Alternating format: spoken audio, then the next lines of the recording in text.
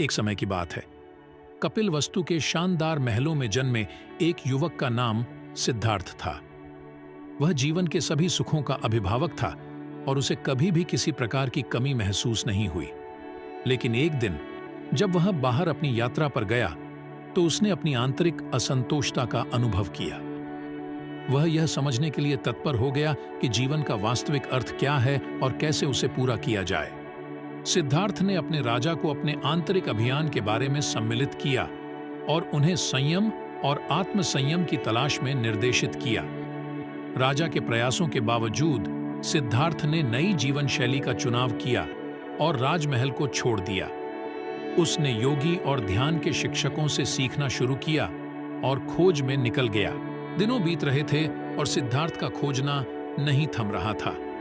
एक दिन जब वह नींद में पड्डा हुआ था तो उसने एक गहरी ध्यान में अचानक जागरूकता महसूस की।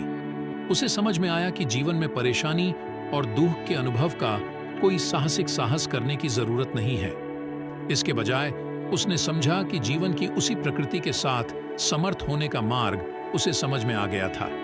वह समझ गया कि परेशानी से बचने का एकमात्र तरीका है कि हम अपने आप को इसे बदलने का प्रयास नहीं करें, बल्कि हम इसे स्वीकार करें और उसे उत्तेजना के रूप में देखें। इस अनुभव से प्रेरित होकर सिद्धार्थ ने एक अद्वितीय ज्ञान और आत्मसमर्थन की प्राप्ति की और उसने गौतम बुद्ध के रूप में नए आवागमन का स्वागत किया।